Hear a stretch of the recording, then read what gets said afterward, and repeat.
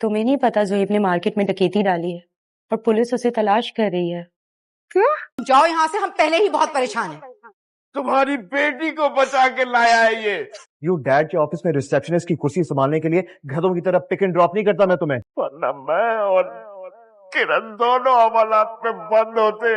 मैंने अपना शौक छोड़ के लोगों के आगे घुटने टेके थे ताकि तुम अपनी एजुकेशन पूरी कर सको। नाजरीन, ड्रामा सीरियल कफारा की नेक्स्ट एपिसोड बहुत ही ज़्यादा इंटरेस्टिंग बनने वाली है। नेक्स्ट एपिसोड में आप देखेंगे सालार को ये बात बहुत बुरी लग रही होती है। सितारा उसके बाप के ऑफिस में जॉब कर रही होती है, इसलिए वो सितारा के पास आता है और उसे मना करता है कि तुम मेरे बाप के ऑफिस में जॉब मत करो। सितारा ये बात सुनकर बहुत ही ज़्यादा गुस्सा हो जाती है और सालार से कहती है तुम तो ये चाहते ही नहीं कि मैं अपने पाँव पर खड़ी हो सकूं। सालार सितारा की ये बात सुनने के बाद बहुत ही ज़्यादा हैरान हो जाता है और सितारा से कहते हैं अच्छा मैं ये नहीं चाहता, मैं तो ये चाहता हूँ तुम अपनी एजुकेशन कंप्लीट करो और तुम्हारी एजुकेशन के चक्कर में मैंने अपने तमाम शौक छोड़ दिए और लोगों के सामने अपने घुटने टेक दिए हैं ताकि तुम कोई अच्छी सी जॉब कर सको। और मैं ये नहीं चाहता कि तुम मेरे बाप की कंपनी में कोई रिसेप्शनिस्ट की जॉब करो। मैं इसी वजह से तुम्हें अपने बाप के ऑफिस में गधों की तरह नहीं पिक एंड ड्रॉप कर रहा। सितारा को भी ये बात मालूम नहीं होगी ज़ुहैब उसका भाई बहुत बड़ी डकैतियाँ करता रहता है और उसको पुलिस भी ढूंढ रही है।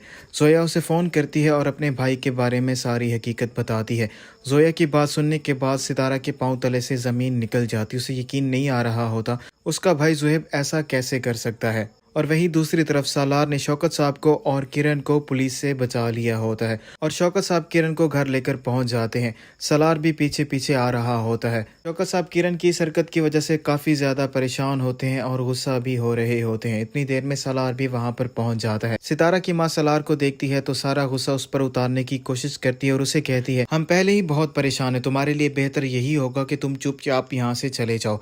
किरण अपनी माँ को बताती है सालार की वजह से आज मैं बाइज्जत यहाँ पर खड़ी हूँ। शौकत साहब जैसे ही किरण की ये बात सुनते हैं उन्हें बहुत ही ज़्यादा गुस्सा आता है और वो किरण को थप्पड़ मार देते हैं और उसे कहते हैं इसमें कौन सी इज्जत है, तुमने तो मेरी इज्जत मिट्टी में मिला दी है। शौकत साहब जैसे ही किरण को थप्पड़ मारते हैं किरण की माँ को यकीन नहीं आ रहा होता और वो शौकत साहब को समझाने की कोशिश भी करती है और वहीं सालार भी मौजूद होता है। सालार भी शौकत साहब को समझाता है और उसे बताता है इसमें किरण की कोई भी गलती नहीं है, आप किरण को कुछ मत कहें। शौकत साहब किरण की माँ को बताएगा अगर आज सालार वहाँ पर मौजूद ना होता तो मैं और किरण आज हवालात में होते, हमें तो सालार का शुक्र गुजार होना चाहिए। कासिम बहुत ही ज़्यादा चालाक है, उसने बड़ी चालाकी के साथ ये साबित कर दिया है निम्मी का जहनी तवाज़ुन बिल्कुल भी ठीक नहीं है और निम्मी की माँ नजमा ने भी ये कह दिया होता है तुम निम्मी को किसी अच्छे साइकियाट्रिस्ट के पास लेकर जाओ। कासिम जाकर यही बात अपने घर वालों को बताता है तो कासिम की दादी उसे कहती है बेहतर यही होगा कि तुम निम्मी को उसकी माँ के घर छोड़कर आओ। कासिम अपनी दादी को जवाब देता है